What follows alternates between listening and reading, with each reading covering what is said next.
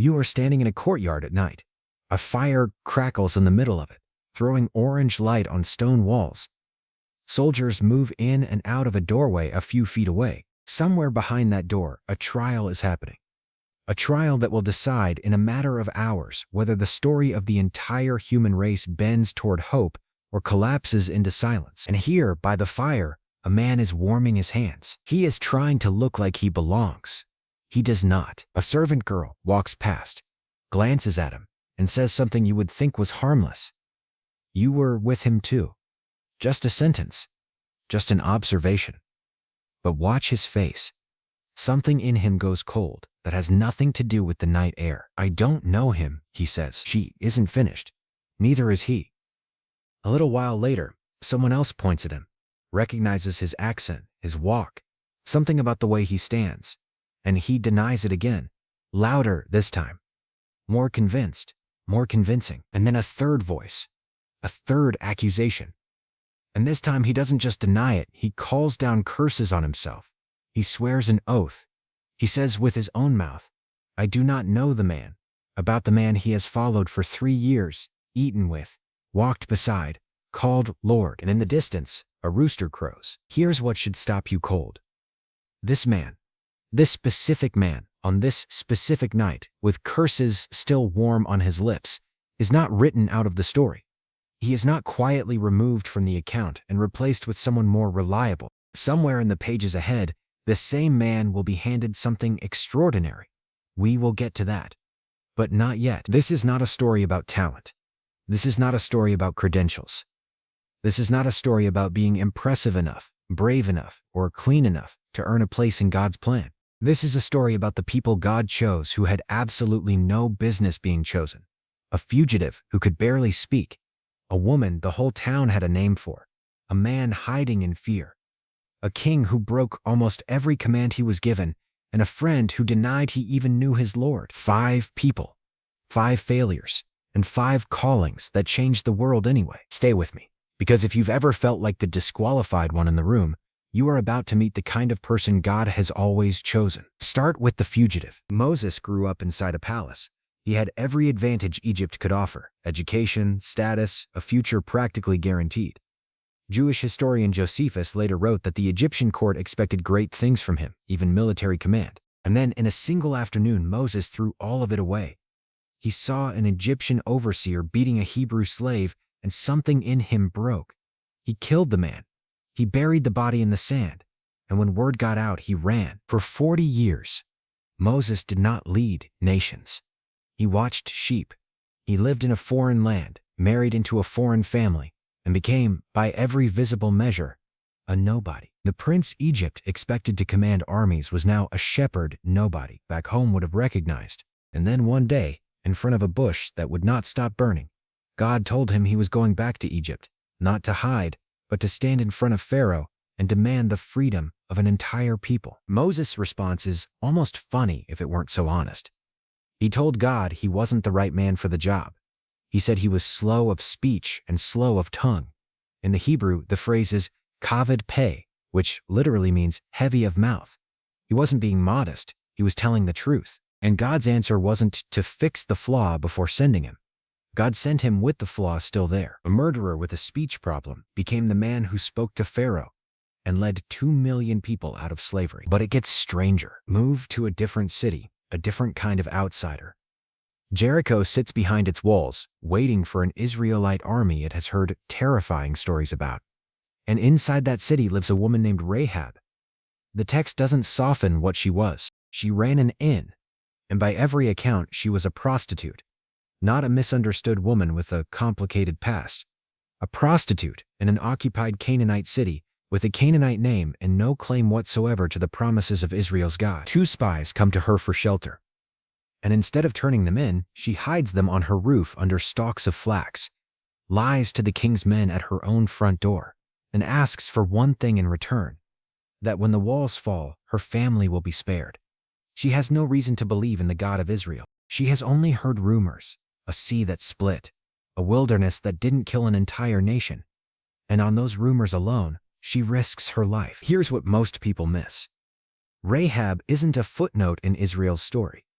She becomes family in it. Centuries later, when Matthew writes out the lineage of Jesus himself, her name is there, a Canaanite prostitute, listed among the ancestors of the Messiah, next to men and women with far more respectable histories than hers. God didn't wait for her to become someone else first. He used exactly the woman she already was. Now go to a winepress, not a battlefield, a winepress, because that's where you hide when you're afraid. Israel is being crushed by Midianite raiders, and a man named Gideon is threshing wheat in a hole in the ground, so no one will see him and take it.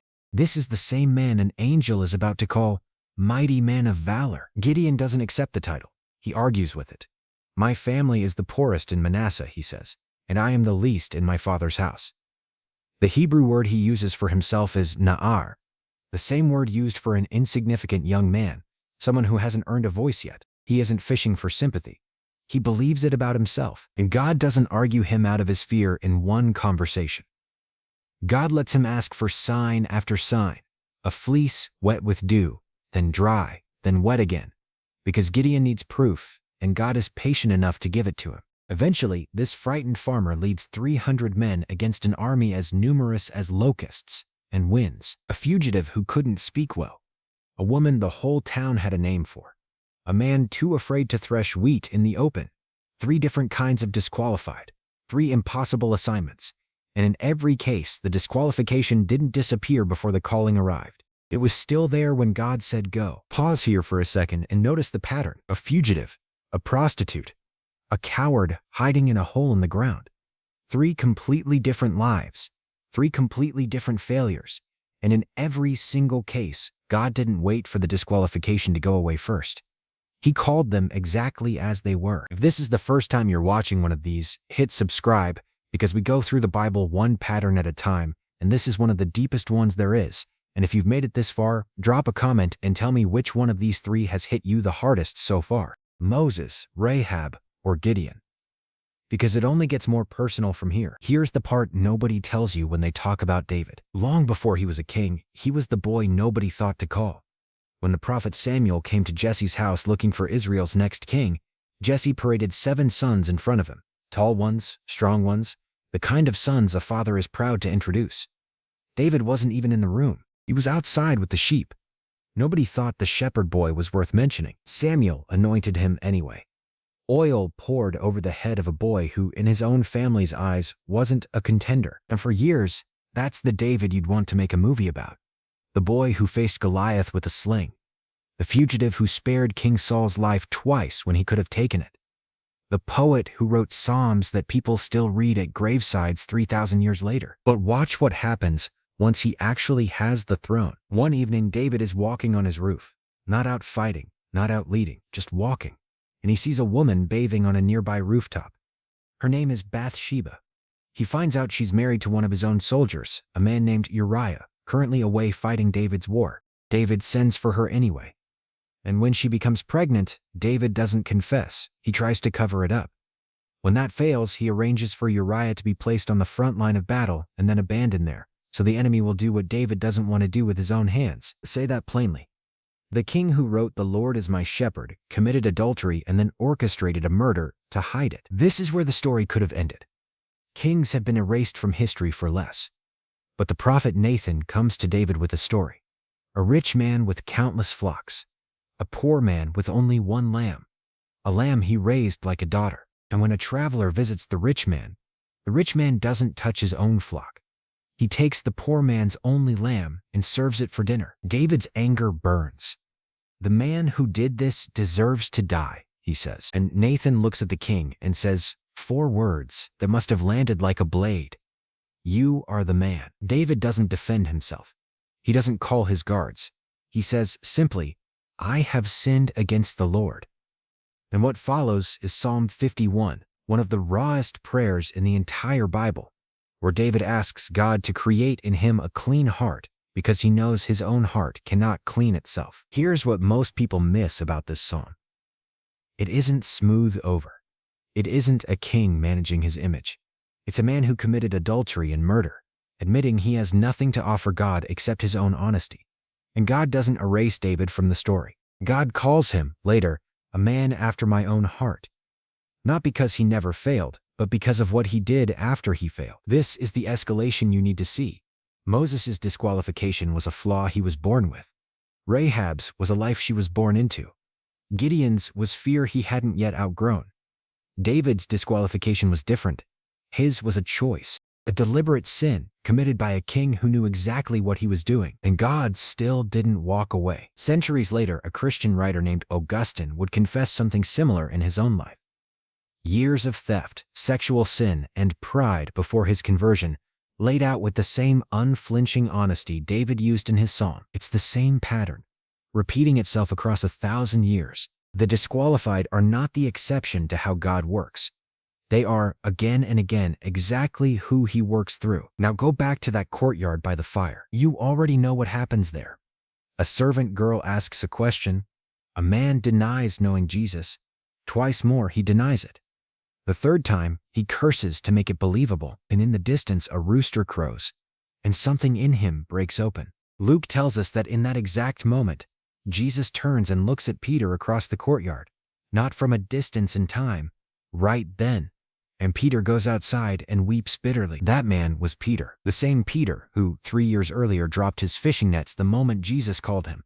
The same Peter who walked on water toward Jesus before fear pulled him under. The same Peter who, only hours before that courtyard, swore he would die before he ever denied his Lord, and then broke that promise 3 times before a rooster finished crowing. If the story ended there, you would understand it.